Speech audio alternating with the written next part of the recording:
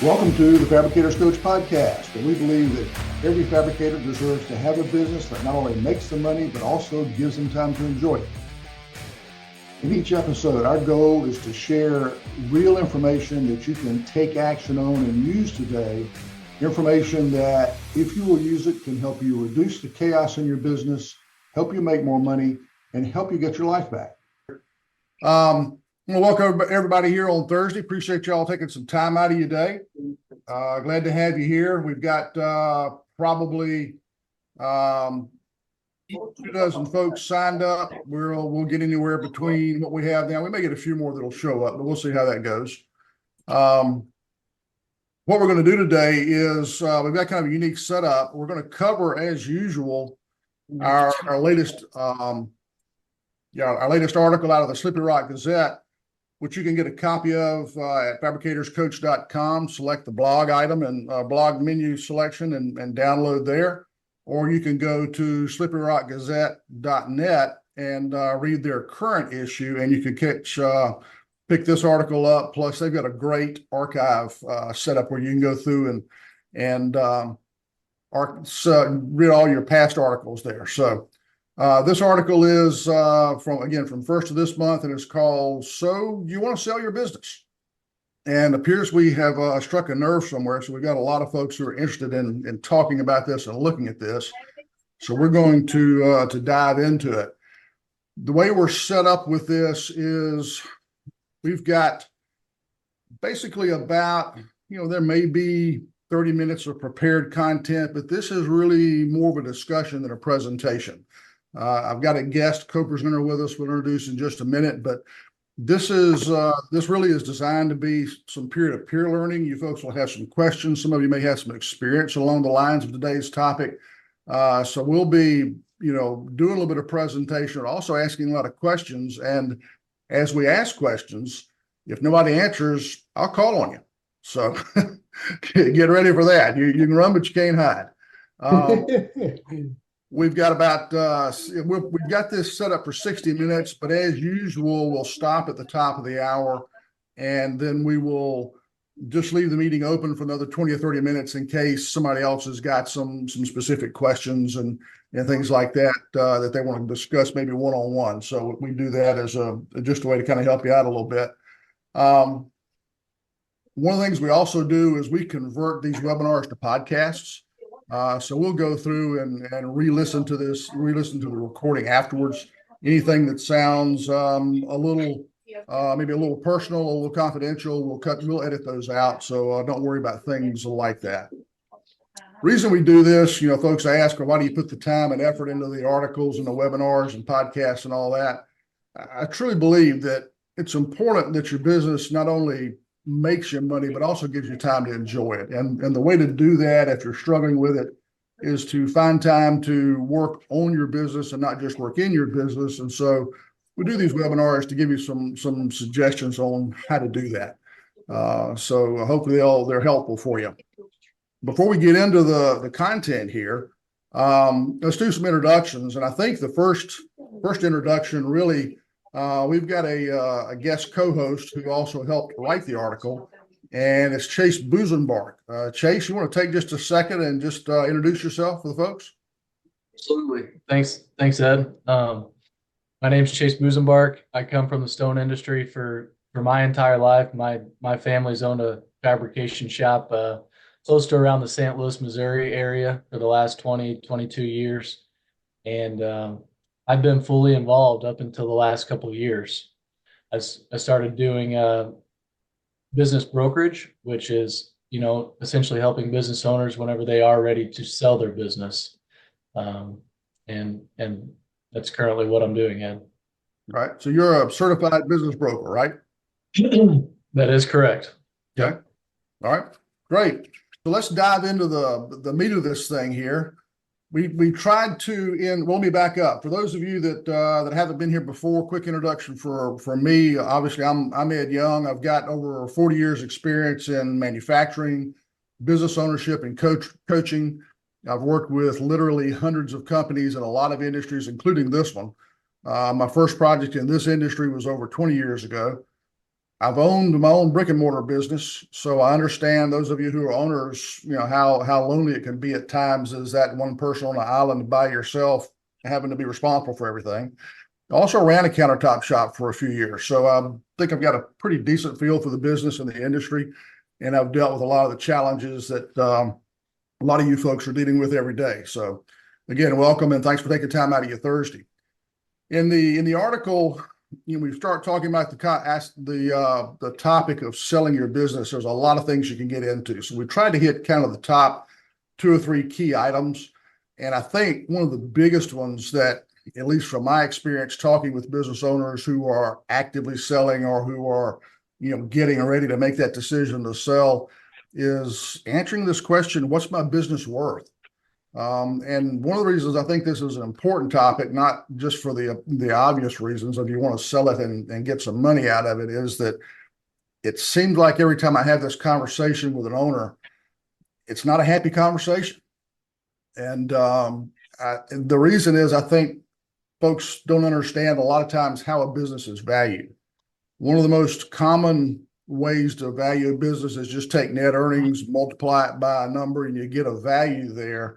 And it's a little bit more to it than that. I've oversimplified it. But Chase, you want to kind of walk us through a little bit about how this net earnings or EBITDA and the multiple, how that drives the value of a business? Kind of educate us a little bit, please. Yeah, I'd be happy to do that. So whenever I analyze a business, first of all, we'll take the tax returns, we'll take the profit and loss reports, and we'll look at the balance sheets to see where you're at as far as all the assets in the business go. And kind of step one is to compare those profit and loss reports to the actual tax returns. Sometimes there can be a difference there that, working with the accountant versus what you're kind of reporting on the profit and loss report itself. Some of those differences could be depreciation, could be amortization, depending on how long you own the business. But after looking at your profit and loss reports, because this is what you're generating to keep track of your business, I'll kind of walk through it line item by line item with the business owner and kind of understand it. And it's a process called normalizing those income statements. So to normalize those income statements, you may have some expenses that we call it discretionary expenses that a new buyer may not have.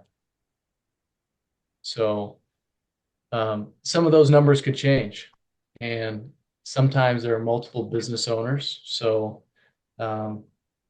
a new buyer buying that business by themselves, they may look at it like, well, there are multiple business owners, and someone's getting a larger salary than if I were to replace that one business owner with someone with a $60,000 to $80,000 a year salary.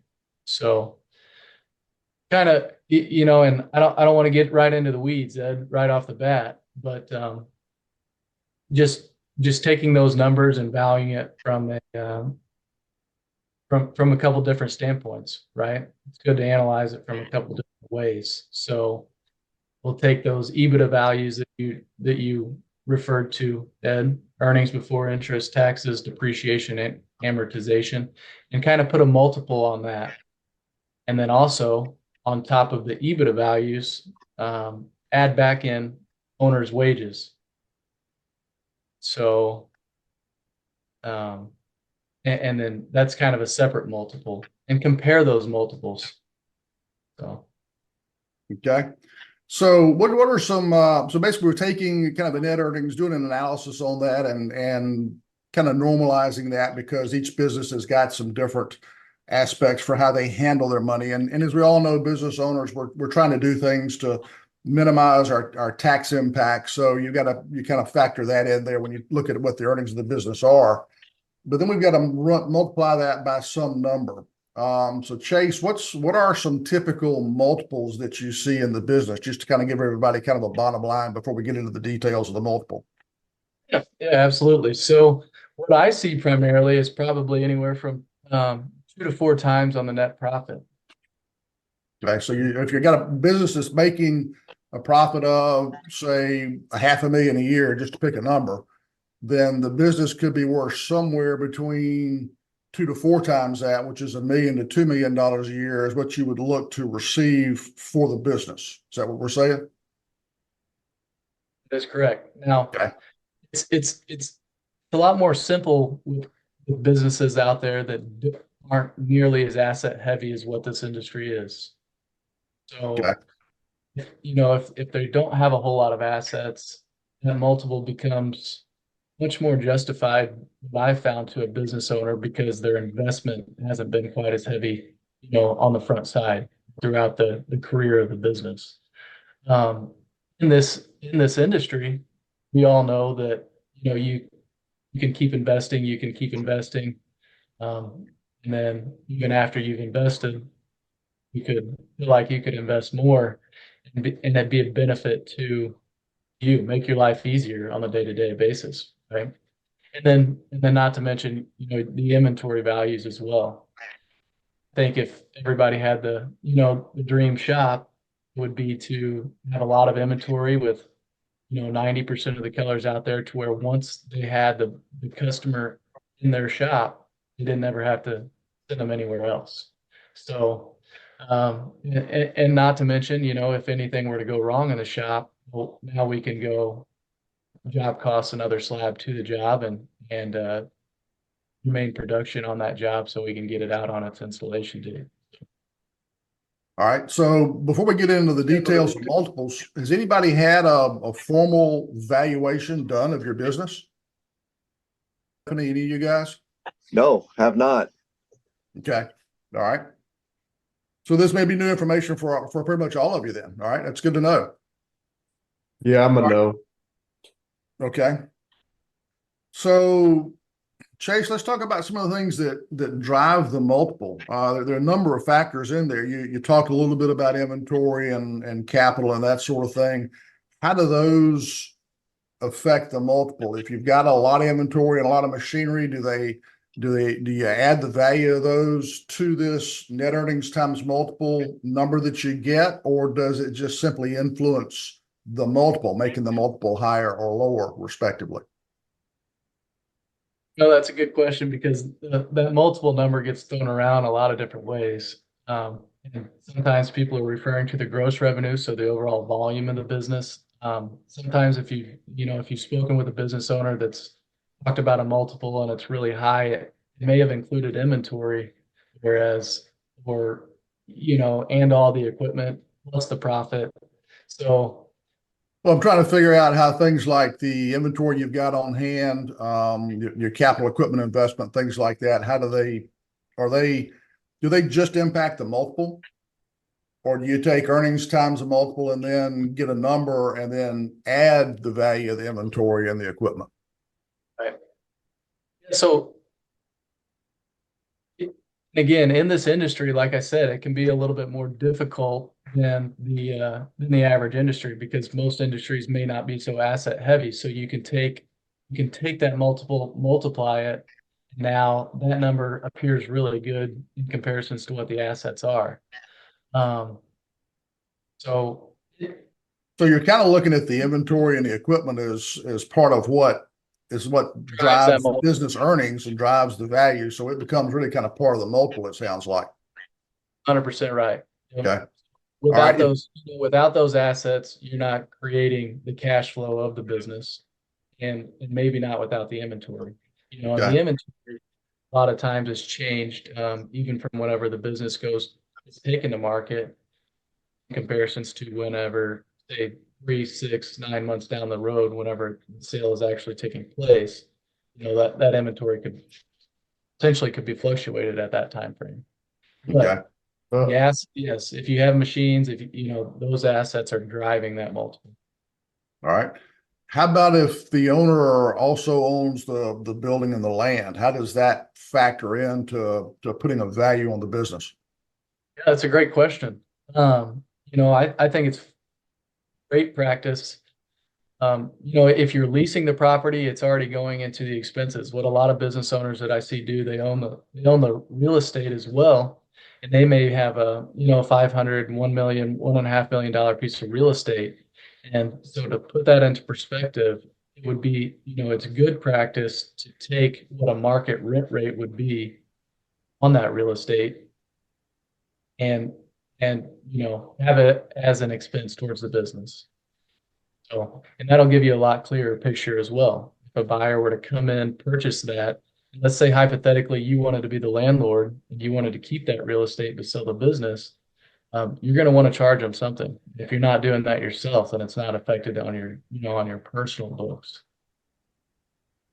Yeah, I know one guy I talked to that sold his business a couple of years ago had just that situation. He wanted to keep the land of the building and lease them back to the owner. And one of the things that the lender required was a long-term lease. So the lender was confident that the buyer of the business had kind of a set rent amount that was not going to fluctuate a whole lot. And they were also secured in having a location they could count on. So the lender tended to kind of get involved in that discussion as well. Is that pretty common? That's very common. And they're not gonna, they don't want to loan money on a business where they don't have the rights to say, yes, this, we're gonna have this lease for 5 years with an additional option for another 5-year term as well. Most of the time, if you're working with the Small Business Administration, the SBA lenders, they're going to amortize out a business loan more times than not. I mean, it can all fluctuate, right? Depending on if you're buying the value of the real estate, or if you're just buying the business, and depending on what both of those values are. But on the business side, you tend to amortize that out to 10 years.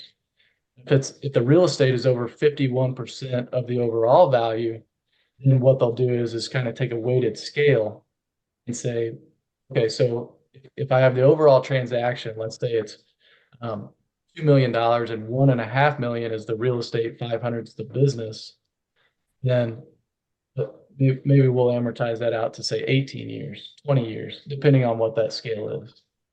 Okay. All Is right. it better to separate these out when you're looking at a business and just deal with the businesses separately, deal with the building separately? Because it's two different type of buyers, probably that are going after that. If you're in the current position of ownership, you're wearing two hats. You may look at it as, I own the real estate, and without this real estate, I don't have a business here. But in the eyes of the lenders and the eyes of everyone else, you're still wearing two hats. And that's why it's important to, to charge yourself that market rent rate back to the business. So wear those two hats. Say, I'm actually, even though I own both, I'm the commercial landlord. And if I were to rent this building out, how much would I want to rent it for? And then apply that to the books on the business as well, because that's going to give you a more accurate representation of what profit is. Well, we do rent back to the business now, so but it's all in the same ownership group. So right. That's that's okay as well.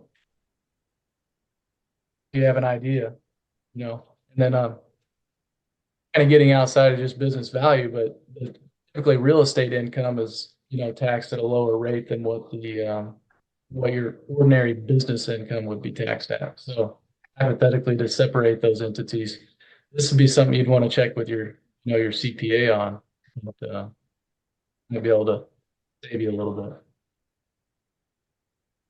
One of the things that I've learned in talking with business owners going through this process is it's not just the seller and the buyer talking and a broker, helping facilitate that conversation. There's a lender that's going to stick their nose in, have their requirements. You've got an attorney that's going to have recommendations they're going to make sometimes, and you've got a CPA that's going to say, hey, from a tax standpoint, you got to look at this. So it ends up being, it can be a really complex process with lots of different moving parts, it sounds like. There ends up being a lot of people involved in the transaction. So it's not just as simple as, I want to sell my business and it's sold tomorrow. There's a process that goes behind it, but it's what I try to increase, or a business broker does, is try to increase that value as much as possible. Working with the right attorneys if someone doesn't have representation, or working with, the right lenders that be a little bit more familiar with certain industries or certain things. Help that out. Yeah, and obviously this can be a pretty complex process. We're not going to cover all the ins and outs today, and a lot of weeds we can get into. We want to try to kind of hit the high points and give you a flavor for a few key things to kind of help you get ready for the process. Stephanie, you on the chat, you popped up with a question about valuation and inventory and assets. Did you get the answer that you were looking for that question? Well, I just want to clarify that I was hearing it correctly. Just as he was speaking to like 2 to 4 times the net earning. And if you were to include inventory and assets in that, then you may do that at a lower multiple. If you were at the higher multiple, then you would consider it as part of what it takes for that net earning to be what it is.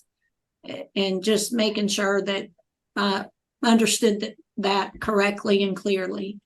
As much as I'd like to, pinpoint anything down, and I hope you can respect this answer, it's really someone needs to analyze what you have, right? I mean, they need to take all things into consideration. And so as much as I'd like to, say this is what you can expect, it can be a little bit more difficult than that. I mean, you're taking all the equipment, you're taking vehicle values, you're taking inventory, you're taking the real estate, you're taking the value of the real estate, you're taking market rents in your area, so, and ultimately at the end of the day, and at a lender, not just myself, but a lender is going to take all those things into consideration as well for the buyer. And they're going to say, well, I don't know what the market multiple is going to be, but let's analyze these 10 variables that affect how this business runs, how it operates, and even outside of the financials, but who this buyer is, what their background is, and now, what's the risk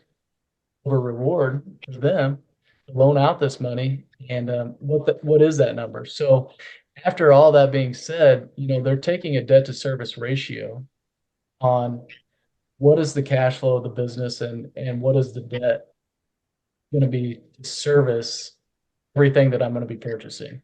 And am I just going to be purchasing the business, or am I going to be purchasing the business and the real estate, all the inventory right now? So I deal a lot with seller financing, and the reason why is because it can affect that multiple to benefit both buyer and seller today. So their loan isn't as much today, and ultimately the seller's not taking as big of a tax hit, and they may not need all that cash today. So, and these are on a little bit larger businesses where there's a lot of inventory involved. There's to where the numbers won't necessarily they don't work out as much because there is so much, say, assets or inventory. So let's sell 80% of everything right now. You get cash up front, but let's amortize. Let's take the inventory, for example, and sell that as it's needed. And that can be it can be a little bit difficult as well, but I mean, just getting as deep as what you may want to know and what to expect. I mean, seller financing can be very common. So part of what it sounds like is that, okay, you can run through some sort of valuation, get a number of business value, but the lender may not necessarily want to loan you based on that value. They may want to factor that by some reason. And so if you've got partial or full owner financing with that, it can kind of help drive that multiple up and drive what you ultimately get for the business out of that, it sounds like. So right. Let's look at some factors that drive the multiple, things that you may want to think about, because a lot of these are things that you can influence as you're planning to sell your business in the future. And one of them is, let me get my computer to work here. Come on, guys. Yeah. How much the business relies on the presence of the owner for the business to run. I call that it's kind of like the tall pole in a circus tent, so to speak, is that, if the owner is that long pole in the tent and you pull the owner out of the business and the tent collapses, the business collapses, then you've got a business that's really built around the personality of the owner. versus a business where the owner could disappear for a month and the business is going to continue to run fine. And Chase, is it fair to say that when the business is fully dependent on the owner, the multiple may be lower than if you've got a business where if the owner disappears, goes on vacation for a month or whatever, it still runs well? You get a higher multiple when that business is more independent of the owner. Is that fair? Yes, I think so. It's a variable that's taken into consideration that that would affect that. Absolutely. Okay. And part of that kind of goes, and this is a term I've heard from business brokers over the years, is a buyer wanting to buy a business or they want to buy a job? Right. And that kind of goes to this dynamic. Other things like, is your business neat and organized? When a lender walks in, that's going to affect their perception of the business a lot. Things like, what is your competitive advantage? Why would a homeowner or a contractor want to buy from you as opposed to your competitor? If you've got that competitive advantage really well documented, well thought out, it's present in your business, it's pretty obvious, that can impact a multiple too, right, Chase? Absolutely can. Yes. Profit margins. That's a big one.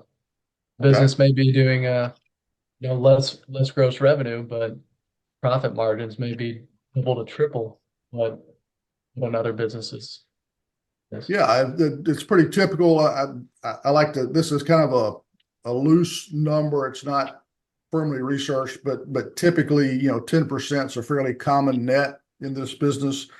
I talked to a lot of businesses that are a lot lower in single digits, 5% or less, which those folks are struggling. But then I run across businesses that are doing, 12, 15, 20, and some even a little bit higher. So if you're in if you're a $4 million a year sales business that's netting 20% versus a $4 million a year sales business that's netting 5%, not only do you have less earnings to multiply to get a valuation, but the multiple will be different as well because the business is performing better.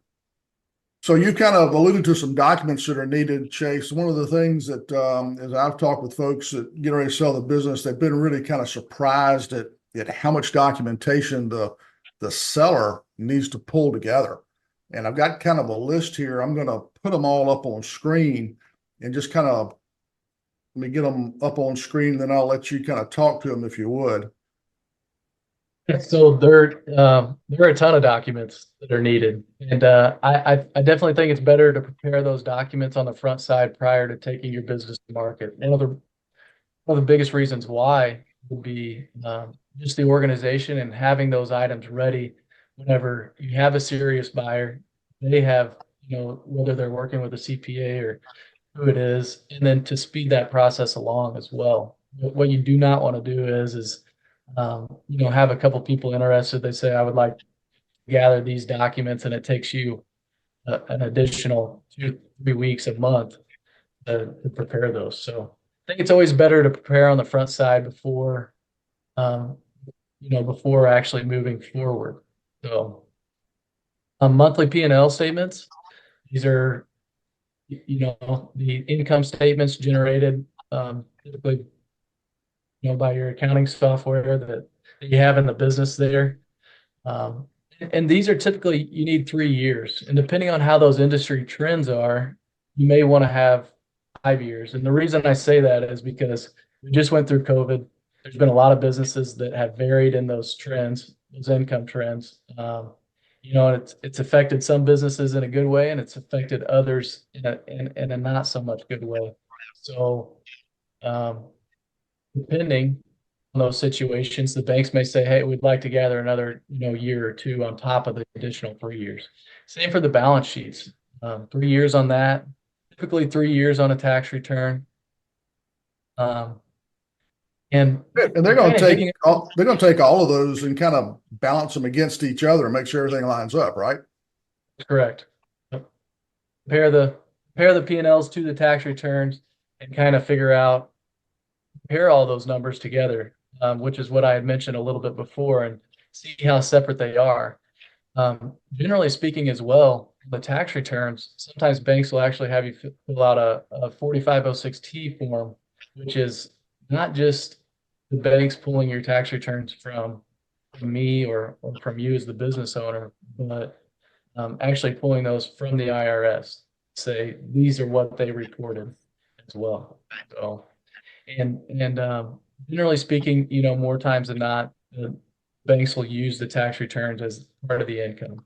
So if you want to kind of go back and hit on valuation a little bit, let's say hypothetically, you're take a trip to Disneyland with a family, and that's a $10,000 trip, and that saves you hypothetically, let's say 25% in taxes at the end of the year. You do that for a 3-year period, so that saved you $7,500 in taxes. When it comes to a valuation standpoint, that 10,000 is multiplied, say, by that three times number, maybe even more, 3 or 4 times. So that 7,500 is now valued at 30 to 40,000 whenever it comes to valuation. And That's part of that normalization you talk about on net earnings, right? that is correct. And when I work with a business owner, my goal is to not be unrealistic, but to also pull out those normalizations to where it can increase the value. I mean, my goal is to to be realistic, but again, to sell the business as much as possible it's worth. So yes, and they may have some discrepancy against some of those what we would call add backs, to increase that.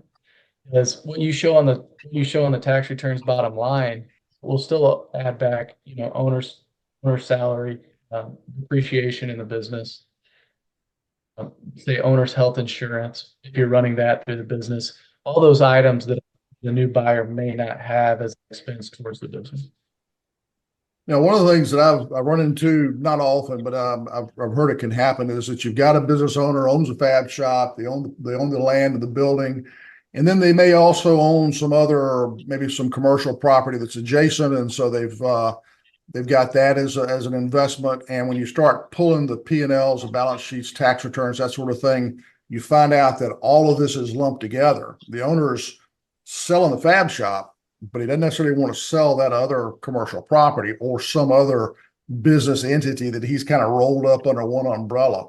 How does that impact things when you start pulling these financial statements, figuring out earnings and multiples? They've kind of mashed all this together. What kind of problems does that create? It creates a paperwork nightmare.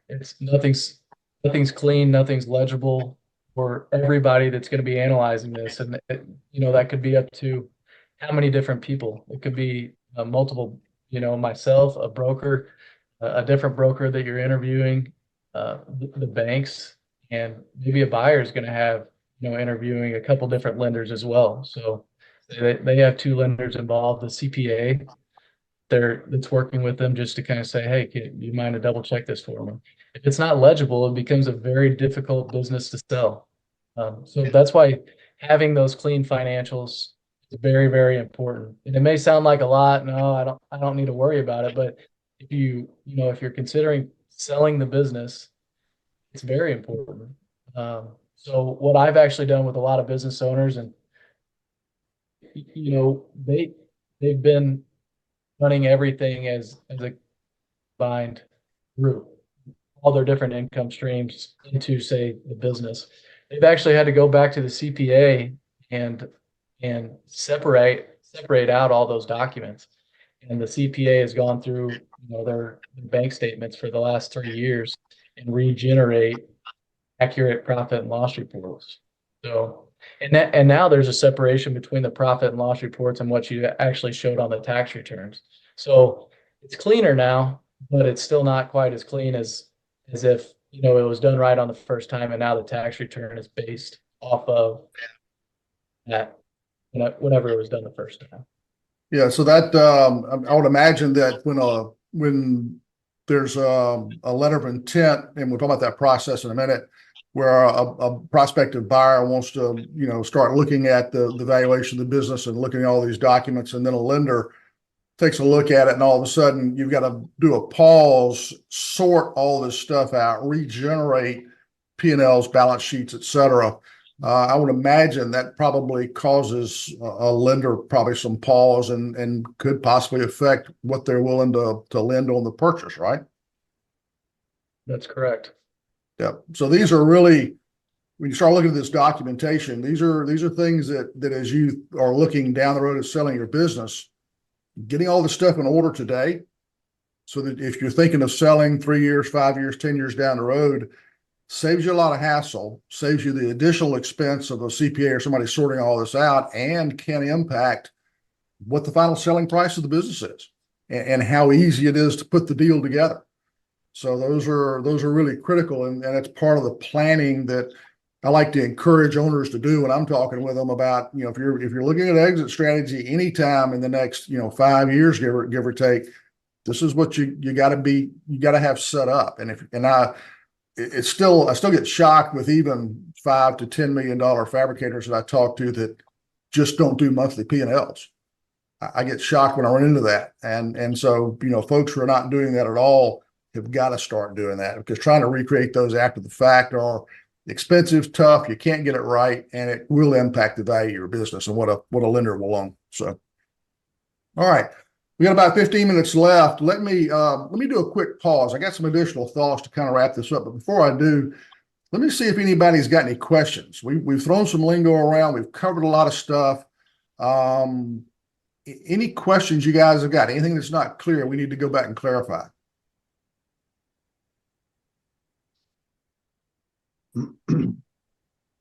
Yeah, I think I stepped out for a quick second when you were going over one of the biggest multiplier factors being, the involvement of the owner, and how well the business can run without the owner. Yeah. Can you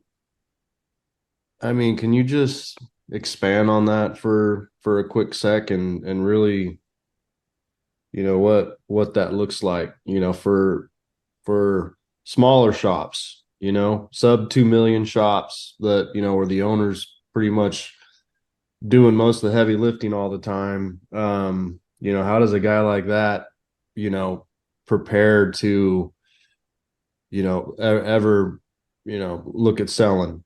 It's a great question. Chase, how would you answer that one? I think a lot of that's going to be dependent whenever you're at a smaller shop like that, say $2 million, and you have a lot of it will be dependent on the profit margin. So that $2 million, if you're a company that's profiting 5%, that's $100,000. And at the end of the day, that's all the profits that the business or cash flow is being generated by the business, right? So you can look at that as that's 100% of the salary being taken. Now you're a business that's profiting, say 20, 25%.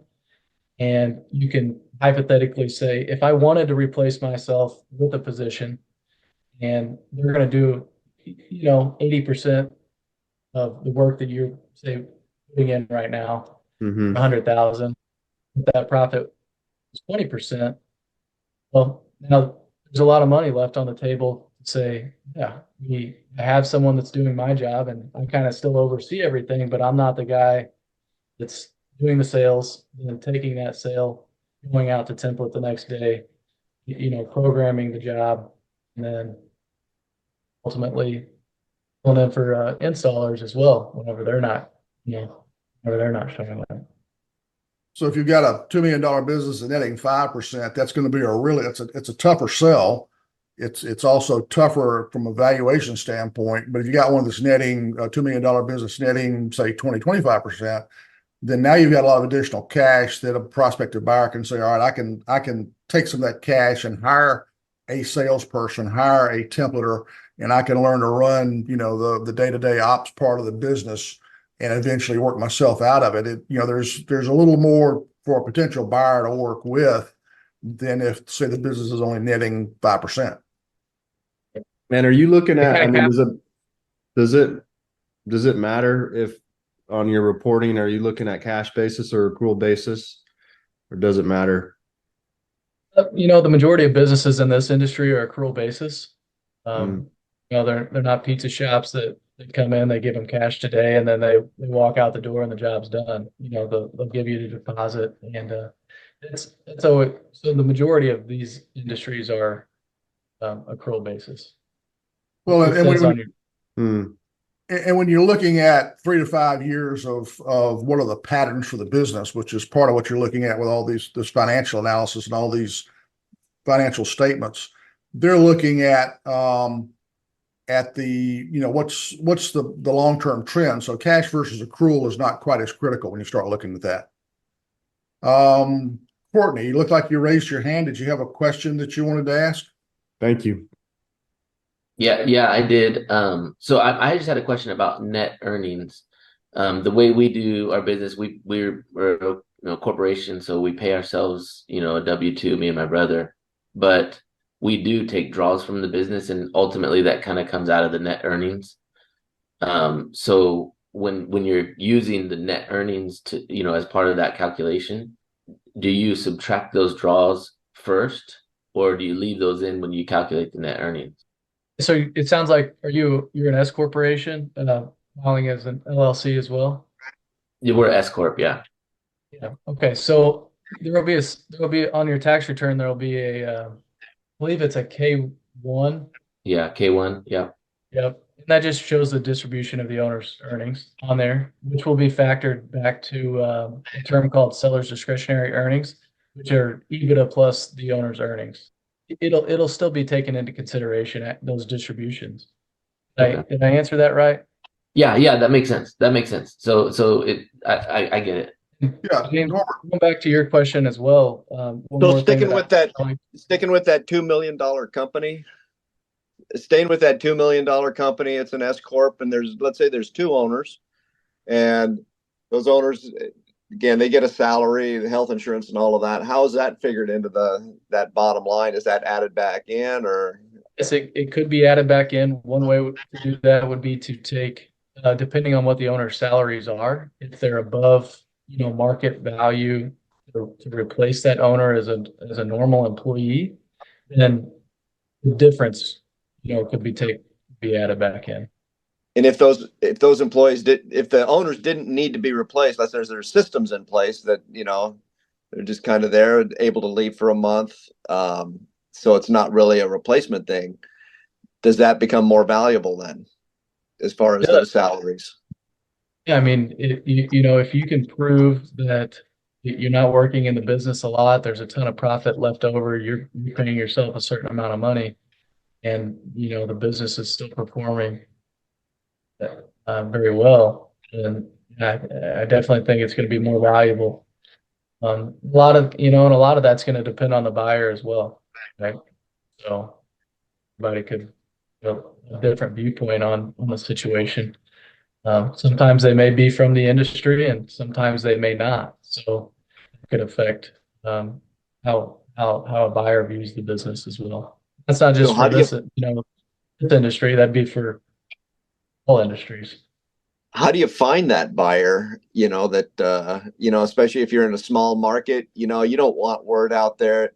You're basically opening books, which I guess you'd have an NDA on it or something like that if they look at it. But still, how do you find that buyer without just kind of spreading it out in the industry?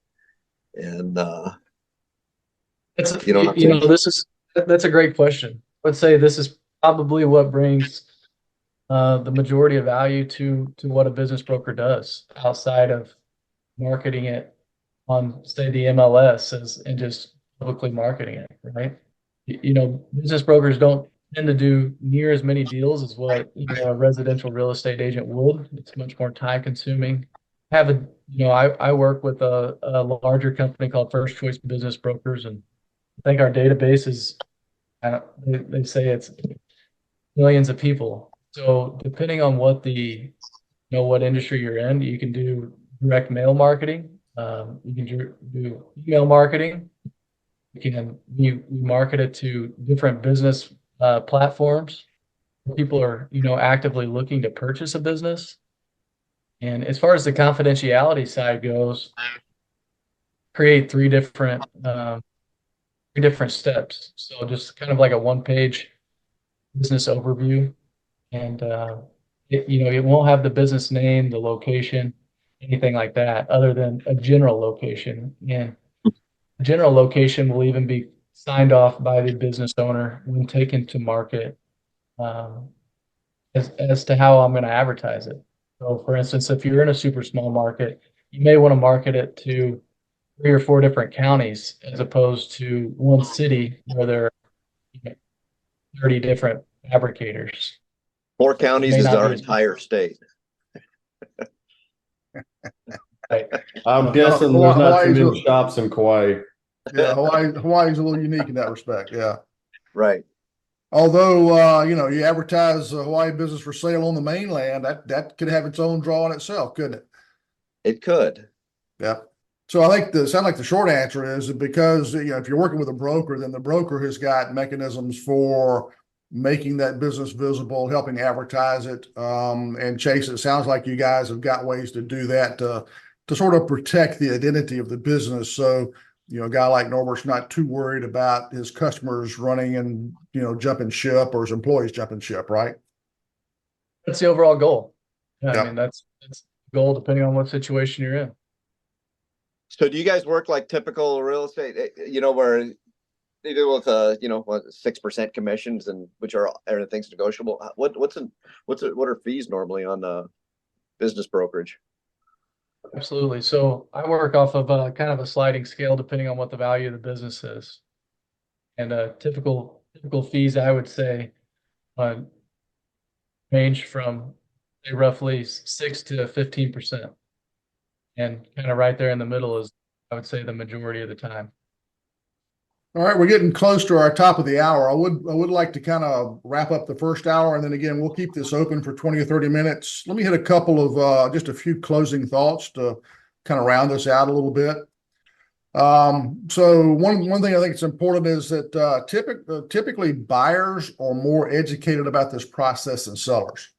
And so one of the reasons that I wanted to start getting some of this information out there is that as I have talked with business owners wanting to sell their business, they don't understand a lot of things we've covered in the last hour. And as you can probably tell, listening to the Chase, there's even more information out there that's really important. That's good to know. And a lot of times a buyer will be really, really well educated because they will have studied and learned and asked questions, and they're prepared. And it doesn't mean they necessarily have an advantage, but I think it's important for a prospective seller to get educated on the process so that you don't get surprised. I've talked to business owners who have been through this process, and they've been shocked at how much work it was and that sort of thing. So I think, preparing for that now is really important. We've talked about the documentation that's needed. Obviously, if you want to change how well your business runs without you, that's not an overnight change. That's something that you can do to impact your multiple. If you want to make changes to drive your net earnings up, impact that EBITDA number, that's obviously not an overnight change. So those are things to start with now that are really important if you think, as you prepare for whatever life after this business looks like for you. And so a good game plan is to have a goal. What is it you want to do when you're not doing this business anymore? And start to put some numbers around, all right, if I want to travel and I want to go, let's say I've been, drooling over the Viking cruises brochure, and I want to do every cruise they've got for every river in Europe, something like that. Well, you can sit down and figure out, okay, the penthouse suite for those things costs X number of dollars, and the flights, and you can start putting some numbers around this stuff. If you want to go play the great golf courses of the world because you love golf, what are the greens fees at St. Andrews? What's it cost to stay there? You can start putting numbers around this kind of thing, plus your regular living expenses, and figure out what it is you need to net from the sale of your business. That gives you that goal, that objective. It puts a number on it that's something that's tangible. And then if you take the information you got here today, or you talk to somebody like Chase and do a formal valuation, get the current value of your business. And so what that does is now you've got a current value, you've got a desired sales price, a desired value you'd like to have. Figure out your time frame. Do you want to do that in 3 years, 5 years, 10 years? What's that look like? So now you've got a metric business value that you can track. You've got a time frame, and you can start to put together that game plan to get you where you want to go. And I think that's really important to have that thought process and begin that planning process now.